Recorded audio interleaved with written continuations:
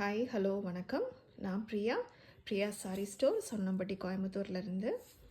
இன்றைக்கு எனக்கு நிஜமாகவே உங்களுடைய ஹெல்ப் வேணும். இது என்னுடைய பட்டு சாரி. நான் என்ன பண்ணி வச்சுருக்கேன்னு கொஞ்ச நேரத்தில் நான் காட்ட போகிறேன். எனக்கு அதை எப்படி சரி பண்ணுறதுன்னு உங்களோட ஐடியாஸ் எனக்கு கண்டிப்பாக வேணும். வீடியோ தொடர்ந்து பாருங்கள், அது என்னன்னு நான் சொல்கிறேன். அதுக்கு முன்னாடி ஒரு சின்ன கதை, கொஞ்சம் ஃப்ளாஷ்பேக்.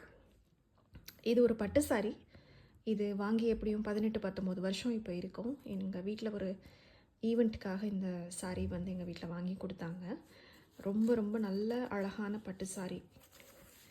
இது வீடியோவில் எப்படி தெரியுதுன்னு தெரில, ஒரு டல் ப்ளூவாக தெரியுது. ஆனால் என்னுடைய ஃபோட்டோஸ் எல்லாத்துலேயுமே வந்து இந்த சாரீ ரொம்ப அழகாகவே இருந்தது. என்னோடய ஒன் ஆஃப் த ஃபேவரட் பட்டு சாரீ இந்த சாரீ தான்.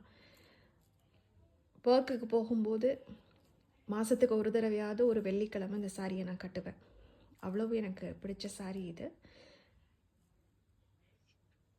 எங்கள் பாட்டி பட்டு சாரீ வாங்கும்போது ஒரு குறிப்பிட்ட விலை வரைக்கும் தான் நம்மளுடைய நார்மலான ஷோரூம்லலாம் போய் வாங்குங்கன்னு சொல்லுவாங்க. நிஜமாகவே நல்ல விலை உயர்ந்த சாரீ வாங்கணும், நல்ல பட்டு வேணும் அப்படின்னா சொசைட்டிக்கு தான் போக சொல்லுவாங்க. இது ரொம்ப சின்ன வயசில் எனக்கு எங்கள் பாட்டி சொன்ன ஞாபகம் இருக்குது. சொசைட்டியிலேருந்து நம்ம பட்டு வாங்கும்போது அது ஒரிஜினல் பட்டு அப்படின்ற உத்தரவாதம் நமக்கு இருக்குது. அதே நேரம் அது நெசவு செய்து கொடுக்குற நெசவாளருக்கு அந்த பயன் வந்து அவங்கள நேரடியாக போய் சேரும். எப்போ வாய்ப்பு கிடைச்சாலும் சொசைட்டியிலேருந்து கைத்தறி சிலைகளாக இருக்கட்டும், பட்டு சேலைகளாக இருக்கட்டும், காட்டன் சேலைகளாக இருக்கட்டும், நீங்கள் கண்டிப்பாக அங்கேருந்து வாங்கணும் அப்படின்றதும் என்னுடைய ஒரு கோரிக்கை, ஒரு ரிக்வெஸ்ட்டாக இந்த வீடியோ மூலம் நான் வைக்கிறேன். பட்டு சாரீ ஃபால்ஸ் வைக்கலாமா வேணாமா? நிறைய சாரிக்கு ஃபால்ஸ் வைக்கணும்னு நம்ம முன்னாடி வீடியோவில் பேசியிருக்கோம். நீங்கள் இது வரைக்கும் பார்க்கலன்னா நான் ஷேர் பண்ணுறேன். லிங்க்கை டிஸ்கிரிப்ஷனில் கொடுக்குறேன், கண்டிப்பாக பாருங்கள். எல்லா சாரிக்கும் வைக்கணும்னு சொல்லிவிட்டு என்னுடைய பட்டு சாரிக்கு நான் வைக்காமல் போயிட்டேன். இங்கே பாருங்கள் என்ன பண்ணி வச்சுருக்கேன்னு பாருங்கள். என்னோடய பட்டு சாரி, சாரியுடைய பார்டர்லேருந்து கிழிஞ்சிருச்சு. இப்போது இதை எப்படி சரி பண்ணுறதுன்னு எனக்கு தெரியல.